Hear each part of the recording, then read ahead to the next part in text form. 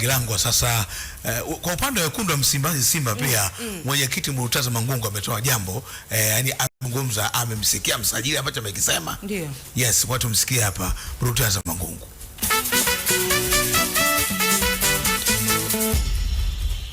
Msajili nimemsikia akisema kwamba nimefikia hatua ya kukamilisha mchakato kama ulivyowasilishwa na Simba, maoni yaliyotolewa na mwanasheria mkuu wa serikali na muongozo wa serikali. Katiba iliyosajiliwa upya imewasilishwa kwa uongozi. Sasa maana ya uongozi si mtu mmoja. Sasa siwezi kutoa maoni ya kwangu mimi wakati hilo jambo linahusu uongozi. Hilo jambo lipo, lilikuwepo na litakuwepo. Taratibu tu ambazo zinakwenda ni za kiserikali, na ndio maana hata wao wenyewe ndio ambao wametoa ufafanuzi wa hilo jambo. Sasa maswali mengi itakiwa muwaulize wao, sio mimi.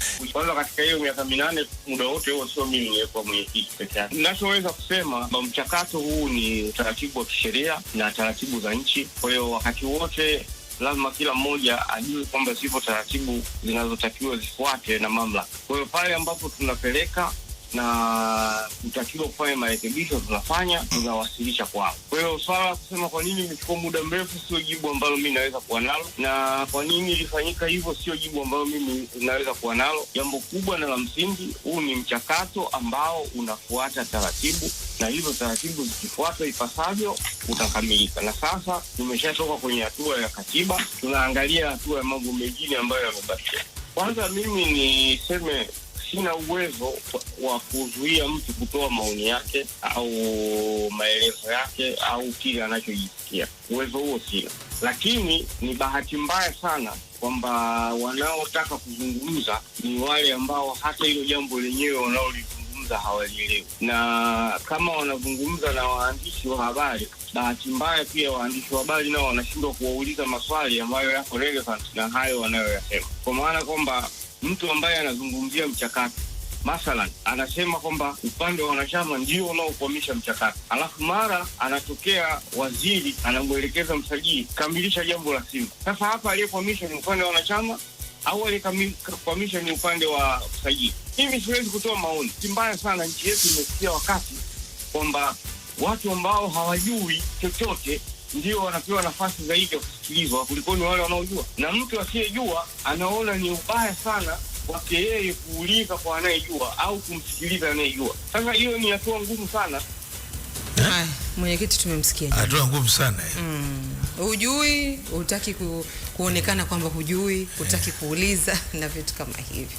Mambo ni mengi. Majibu ya mwenyekiti yamekuridhisha kocha Tige na Lukinje?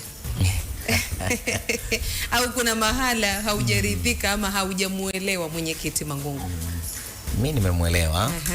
Yes, nimemuelewa, na kile nilichomuelewa mimi, yeye anajivua joho la kukwamisha mchakato. Panel iliyokuwa inakwamisha mchakato ni mwingine kabisa, ndio maana anakwenda kuhusisha baada ya kauli ya waziri utekelezaji umefanyika. Yes, kwa hiyo yeye alikuwa anakwamisha ni msajili. Yes, ndio ilipokuwa inashindikana pale. Lakini baada ya oda ya juu utekelezaji umeenda. Kwa maana moja au nyingine, nasema labda kufanikiwa kwa hili kunaweza kuwa kuna msafisha yeye kwamba hakuwa na tatizo kwenye mchakato mzima. Unajua kuna mwingine hivi sasa inawezekana kawa anajiuliza Mnolela kwamba yani kitu kilikuwa kinafanyika kwa muda mrefu, watu walikuwa najiuliza, lakini mara baada tu ya waziri mwenye dhamana hii ya michezo kutoa kauli hile, basi msajili amekuja ameweka wazi kuhusiana na hili swala la katiba. Yani najaribu kwanza huko ndani kutakuwa kuko sawa ndani ya hiyo katiba, au kuna vitu vitakuwa vimetinginyana afu baadaye tena waanze kutafutana. Yani hapo mwisho wa siku watu tunasema wameamua kufuata sheria na kanuni. Sasa manake ukisikiliza mwanzoni unajua huu mchakato ipo wazi kabisa, ndio maana hata kwenye issue ya kukwamisha watu wanatupiana mipira. Yani hakuna hata mtu ambaye kakataa kwamba hakuna kilichokuwa kinakwamisha. Unasikia watu wanasema sisi tunakwamisha, kwa nini sisi uuliza huko kule, utauliza kule ndio wanakwamisha. Umeelewa? Lakini hebu tufanye kitu kimoja Mnolela na coach Tigana. Huu mchakato baada ya tamko la waziri kama alivyosema Tunu, hatujakaa saa 72. Jibu limekwisha patikana. Unaelewa vizuri? Na huku upande wa hebu waulizeni wasajili wenyewe upande wa Simba. Kwa maana yake jibu la kuondoka nalo ni kwamba ambao alikuwa anakwamisha mchakato ni Simba na sio ofisi ya msajili. Maana yake ofisi ya msajili sasa 72 kameza shughuli.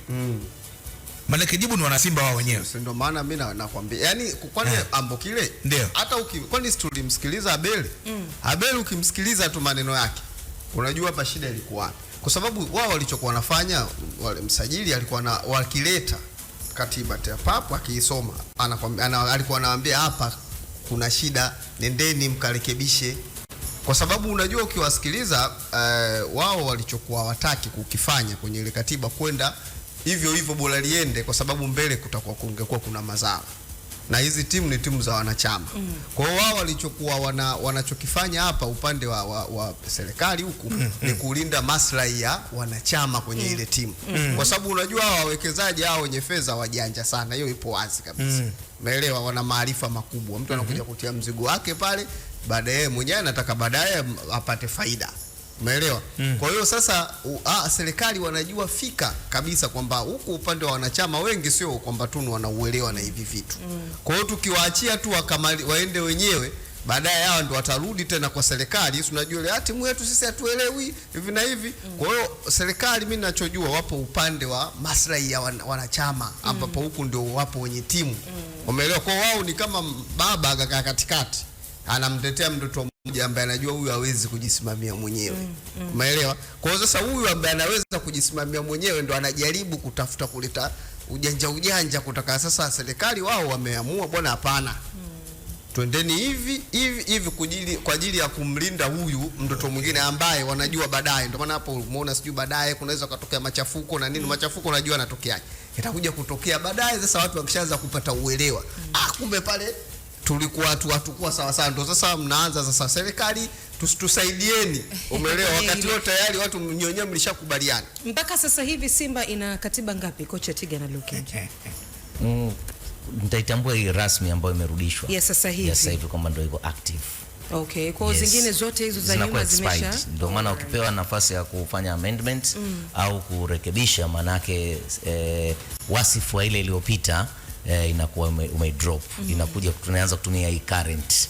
Kwa hiyo sasa hivi tutaenda na hii ambayo ni current. Sawa, na hapo swali lingine kwa faida ya anayetusikiza, inawezekana sasa hivi akawa anajiuliza mali za Simba hususan zile ambazo hazihamishiki zilikuwa zinamilikiwa na nani? Na sasa hivi kwenye huu mchakato mpya tunaona kwamba itaenda sasa kusajiliwa katiba ya bodi ya wadhamini ambao ndio watakuwa na miliki hizo club za Simba kwa niaba ya wanachama wote. Naam. Kwa nyakati iliyopo mali ni ya club ambayo yes tunazungumza hapo kwa wanachama wa club, kwa sababu hawa wapi wawekezaji bado hawajapata authority hiyo.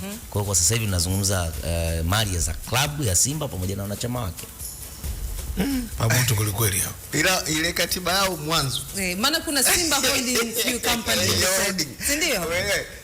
Ile katiba ya mwanzo ambapo ndo serikali waambia hapana. Hatuitaki. Ilikuwa hivyo vitu vyote wanavyosema viko kwenye holding company. Ambako kule sasa ndo unajua mwenyekiti wao anatokea upande wa okay. Na hii kwa watu walimaliza. Kwa mfano hii ya bodi ya wadhamini ikija kukamilika. Naam. Nani atakuwa juu pale? Ndio kiongozi mkuu. Iya sasa hivi. Si Murtaza. Iya sasa hivi Murtaza. Achana na yani hii bodi ya wadhamini ambayo itaenda kufanyiwa hiyo, yani mpaka kukamilika kwamba Simba itakuwa na bodi ya wadhamini ambao watasimamia mali za club. Kiongozi wa juu pale atakuwa ni nani? Sasa ni mwenyekiti wa bodi ya wadhamini ambaye ndo haijajulikana ni nani. Sema hapo Abeli alisema kwamba hapo sasa wataenda kuelewana wenyewe. Okay. Yani hapo bado katika mabadiliko yale hapo hawakuwa bana. Waliwaambia hapo sasa wataenda kuelewana wenyewe. Sasa kama ni mzee Murtaza, msichangie atakuwa Mo.